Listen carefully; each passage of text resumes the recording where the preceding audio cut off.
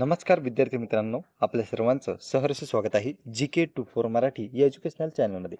तर पहा, जलसंपदा विभाग भरती म्हणजेच WRD भरतीच्या संदर्भात महत्त्वाची अपडेट समोर आलेली आहे. या ठिकाणी तुम्ही पाहू शकता, प्रसिद्धीपत्रक जलसंपदा विभागाने प्रसिद्ध केलेलं आहे.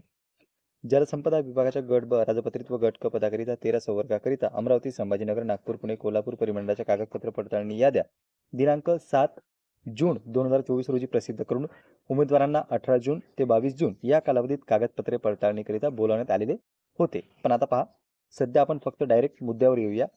या ठिकाणी तुम्ही पाहू शकता, या कालावधीत कागदपत्र पडताळणीकरिता बोलावण्यात आले होते. मात्र काही उमेदवारांनी नियोजित वेळेप्रमाणे उपस्थित न राहिल्याने कागदपत्रे पडताळणीसाठी अतिरिक्त वेळ मागितल्याने नैसर्गिक न्याय तत्वानुसार त्यांना वेळ द्यावा लागला आहे. तर पहा, या ठिकाणी कशा संदर्भातील महत्त्वपूर्ण प्रसिद्धीपत्रक आहे, तर तुमच्या कागदपत्रे तपासणी संदर्भात.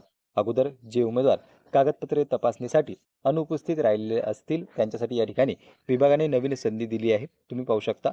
तसेच काही माजी सैनिक अपंग उमेदवारांच्या पात्रतेच्या संबंधित यंत्रणांकडून दृढीकरण करून घेणे आवश्यक असल्यामुळे यंत्रणांकडून दृढीकरण घेण्यात वेळ जात आहे.